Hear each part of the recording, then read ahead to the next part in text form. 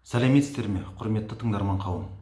Ағымдағы жылдың 22 маусымында заң күшіне енген Қазақстан Республикасының азаматтық процестік кодексіне соттар жұмысының заманауи форматтарын ендіру, артық сот рәсімдері мен шығындарын қысқарту мәселелері бойынша өзгерістер мен толықтырулар бойынша айтып кеткім келеді.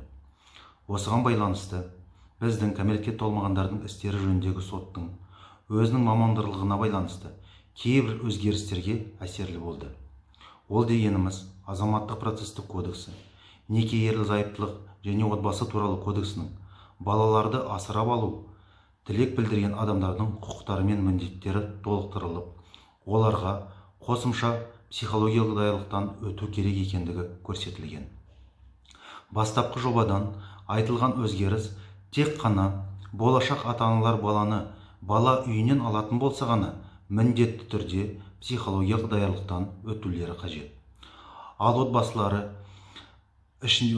ішіндегі бала асырап алу немесе баланы жақын туыстары асырап алатын болса, ондай психологиялық даярлықтан өтуден қажеті жоқ.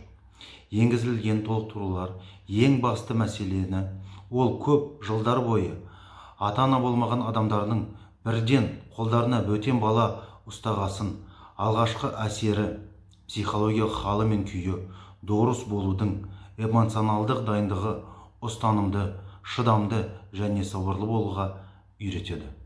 Ондай психологиялық даярлауды арнайы сертификатталған мекемелер ғана өткізеді. Көкшетау қаласын алатын болсақ, ол ана үйі ұжымы және кәмелетке толмағандары бейімдеу орталығы.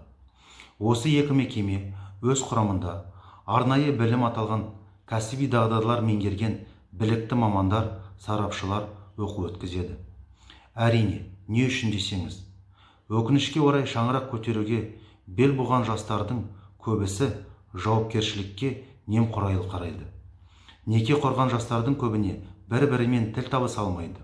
Ал ол ертең асырап алған баланы қалай бағып адам қылады?